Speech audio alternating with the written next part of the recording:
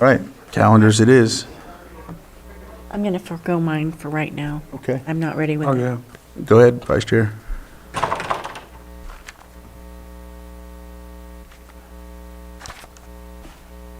Okay, let's see. I had a fire board meeting I attended for Lake Park Fire last week. Also went to the APC and LTA board meetings. Attended the Animal Control Advisory Committee meeting. Followed up with a project with some folks.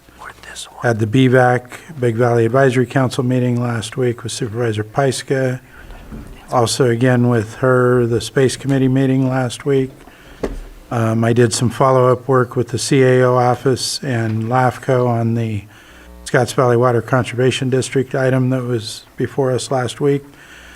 I helped with the Cinema by the Shore movie in Lakeport. Attended the Coal Creek Collaborative meeting. Attended a Wool Scour feasibility project meeting, again with Supervisor Pyska. Attended this Lakeport Summer Concert Friday. Had some follow-up meeting with special districts. Did the Scotts Valley Advisory Council meeting last night. I'll try to go to the City Council meeting in Lakeport tonight. I have a meeting later this week with a project out in Big Valley.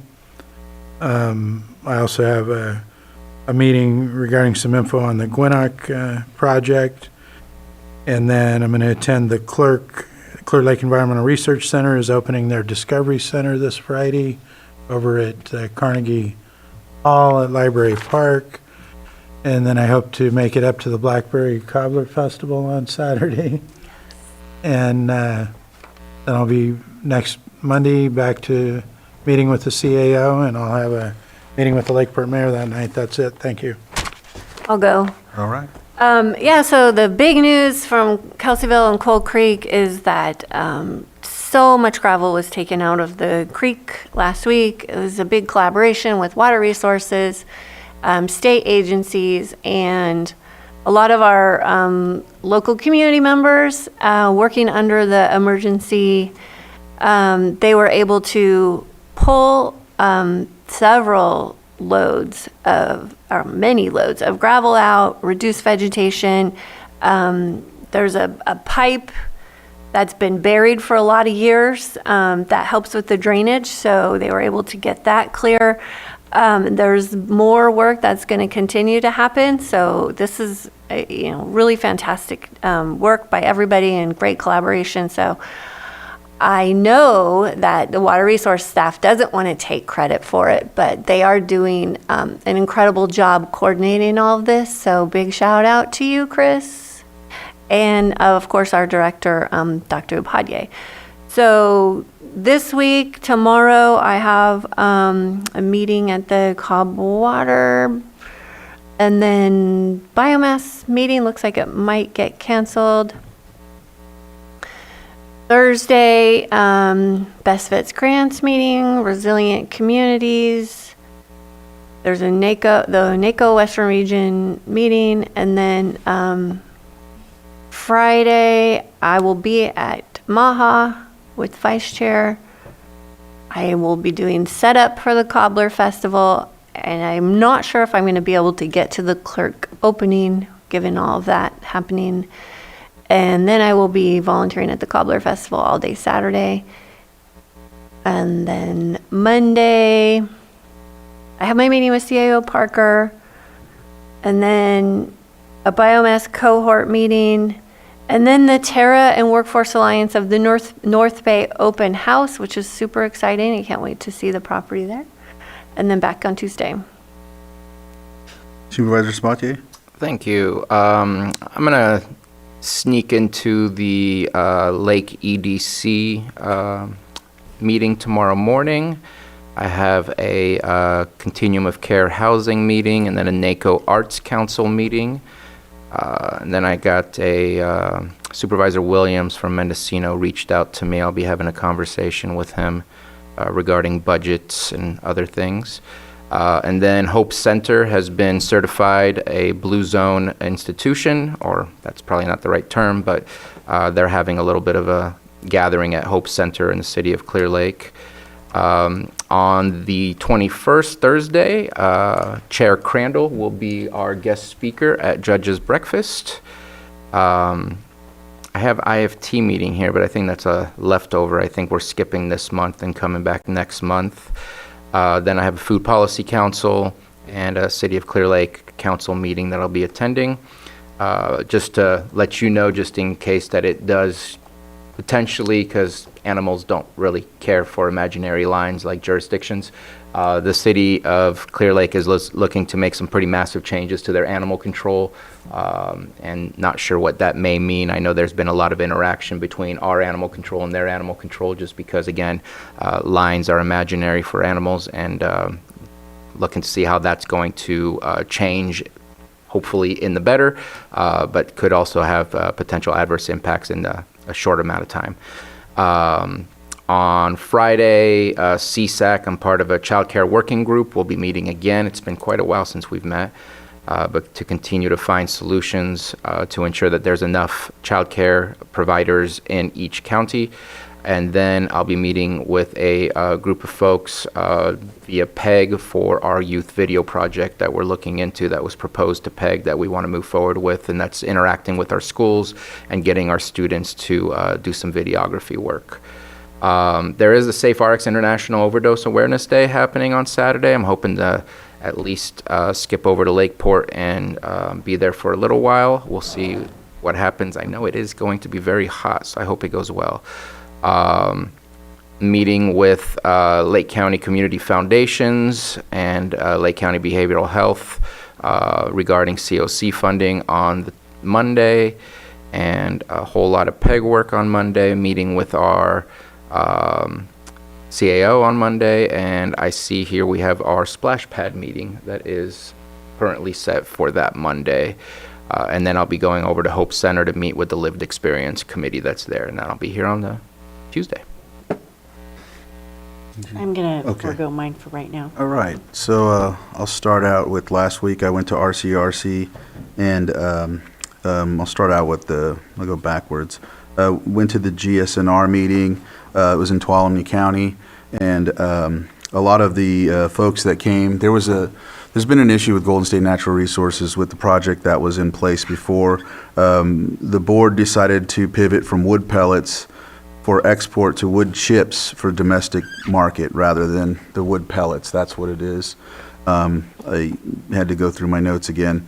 And because of that, it's also being worked on in Tuolumne County, which is an actual wood processing facility. It used to be that, so it's not changing the aspect of what's happening, so it's not really going to affect the community as much as it would as if it was brought there. So a lot of the folks that came were really satisfied and just wanted to see a lot more social media output, even if it has to do with just any type of announcements, RFQs, things like that, to keep some of the dollars in the community as their county, the citizens feel as if they're going through, like a lot of us are with their budgets and whatnot. So they've revised the draft DEIR to reduce the scale of the wood chip project, and it's going to move forward from that aspect. It's still going to take some time. Probably in January is when that'll go forward. But all in all, the public comment was a lot better, and it doesn't seem like it's going to have as much pushback. There's still going to be the common lawsuits and whatnot, but that's where that goes anyhow. As for the RCRC meeting, it was Carrie Brownstein, I think, and Lee Kemper from the County Medical Services Program, which gave a presentation on, I want to say I'm trying to find it right here. It was what was created in '82 to serve as a pooled risk health program for the 35 small counties after Medi-Cal eligibility was eliminated for indigent adults, but the governing board established in '95 was put together to oversee policy. And so they were just talking about the challenges that are going to come in place to navigate through the financial strain. And then there was also some reporting on the ACA 1. And there's quite a bit, or HR1, I'm sorry, I don't know why I said ACA. The state is expected to address the MCO tax, which is, I want to say Medicare County, I need to find out what the O means. It just, I wrote the note, says MCO. Tax changes early in the budget process. So upcoming Medicaid eligibility changes will tighten eligibility for the expansion population. County responsibility for indigent care and its funding mechanisms have evolved significantly over decades. And so this is going to, with this, with HR1, it's going to put an impact on our counties and whatnot. And that's talking about it's set to be implemented in 2027. So just giving that insight for the RCRC meeting. We have to get, I'm gonna have to work on my basket for it's that time, and they've also put a deadline on the 30th of August, or it's not gonna have a listing and whatnot. So I've already put some effort into it. I got the radio already set for the ammo can, and I have some, like we did last year, we used those, I always wanna say magnesite, I don't know why, but it's obsidian. If I give them magnesite, that's wild. They'll be rich, whoever wins that.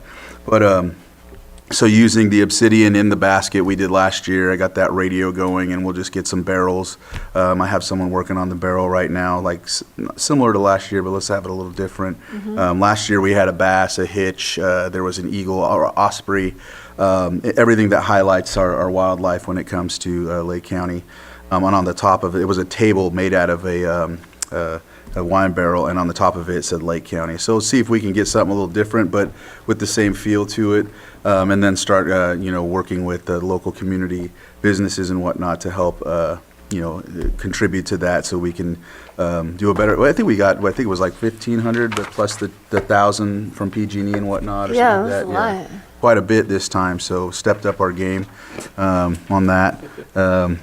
So yeah, what happens with that auction is the county of the chair picks the nonprofits in their county to donate this auction funds to, and so they split it up between either 5 or 4 of the different through the community. That's also why I ran for the vice chair at the time. The second vice chair was to see if we could, by this year, Vital One, we'd be having it in this county.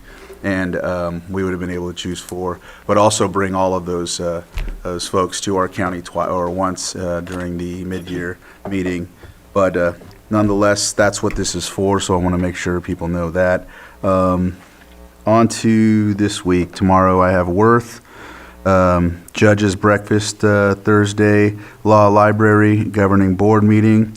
Let's see, and Monday. Or Saturday, I think I got to get the details, but I'm sure it's at the spot in my district, so I need to go there for the opening for Tara, and so that will be something I attend, and then back here on Monday with a meeting with Susan, and then the Board of Supervisors meeting Friday. I'm going to leave open to catch up on some things. Yeah, that's what I got for my calendar. Is that everything for everyone? I'll go ahead and do All mine right, now. here we go. I just wasn't, I'm not quite prepared to do my calendar, so I know I'm missing some things. I'm going to be meeting with the trapper, I'm hoping tomorrow. We have some major mountain lion issues in our area. We had 11 alpacas killed yesterday in the Middletown area, and it also wounded one of the guardian dogs. This has been an ongoing problem, and I've been trying to get some movement going to address this. Somehow seeing what can be done, what might need to be done to put some balance back into nature as our deer population is dwindling. On Thursday, there's the Calliope board meeting, Calliope Water Board meeting. And I'm also trying to get and I've talked to Juan about it, but I need to get our water resources director out to the Pewter Creek area and look at the Hidden Valley Lake levee in that area. I've been planning on going in August. August is here, so I need to make that happen to look at the safety of the levee and see if there's some erosion going on in that area. I did drone it earlier this year when the waters were high, so we want to go check that and give that some attention. On Friday, I have a podcast for the Farm Bureau and our 6th Middletown Rodeo Association rodeo at my place for the kids. We have 7 during the year, so our 6th one will be this coming Friday evening at 6. I'm hoping to attend the Blackberry Festival on Cobb on Saturday and work on our agenda like I normally do on the weekend as well. I have Monday, we have a splash pad meeting and an MRA meeting. And I also would like to bring some attention to, I believe I was invited to the Big Valley Big Science premiere at the Sober Reese, and I had went to that last year when I was campaigning, and I understand that it has some more added to it, so I'm excited to see that, and that'll be on the 12th at 7 p.m. And I think that's been a collaborative with the county and our very own Sam Houston and Angela. So I'm excited about that. So mark your calendars. Thank you. I had one more just real quick. I forgot to mention some of the different bills that are going through, and one's mainly the Brown Act changes. So right now it's moved from concerns to support, so the bill is considered highly likely to pass and be signed. The negotiated terms are favorable, providing liability protection and a long-term standstill on the further Brown Act bills. And so what that does is, we've talked about the small counties like ours, and I think I testified on this one. I did, actually, last year. It includes exclusions for small counties and small cities, under 30,000 for small counties, and cities and counties under 6. It went from 30,000 to 600,000. New amendments have come to limit the impact on small special districts. What it does is a 20% threshold requiring agenda translation for Google Translate, and also what they're looking at is, because these are advisory committees, they want to ensure that they're volunteers, so they're hoping that some of these folks can attend virtually on some instances, because again, they're volunteering their time. Let's see, AB 339, which has to do with contracting, holds an opposed position. That's what the RCRC holds, that opposed position right now. AB 632, that's code enforcement. So this one has to do with the illegal cannabis, housing code violations, and fire hazards. And prioritizes these cases. It's progressing well, having passed the Judiciary Committee. It is expected to have the votes to get to the floor, and the organization is hopeful it will be signed into law. And that's important because of the illegal cannabis that we deal with. Let's see. The rest, I think, you can, if you need to reach out to me on some of these, like 762, AB 762, SB 501, SB 283. I'll have a list, and I'll just put that on my web page that way, because it has a list of all what's going on with those. But I just wanted to highlight those because they pertain to us. So with that, I will go ahead, Supervisor Sabatier. I have a question for Supervisor Helen. I know that I've been unable to go to the Clean Water Act meetings. Are you available at 2 p.m. on Thursday? Yeah, actually, I had that on there, Okay, but okay. I, again, missed it. Okay, I'm glad, because I think that's an important one. Just want to make a quick statement, because August 21st is the deadline, which is before our next meeting, and we fought really, really hard to have the district that we have currently, congressional district, and they are voting to change what our congressional district is. I have concerns that we're not getting the time to put in our public comment, we're not getting the time where things are being changed for us, and so I hope that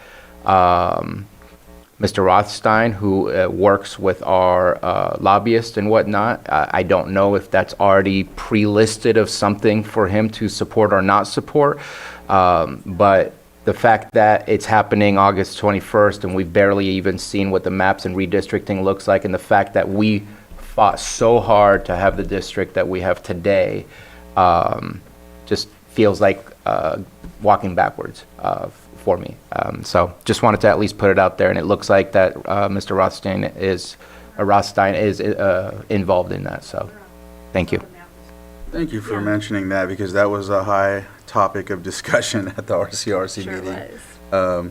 They are there was no vote on it, so I'll just leave it at that, but it came up in county concerns, and many are concerned about that change and do not like it. So with that, is there anything else to add?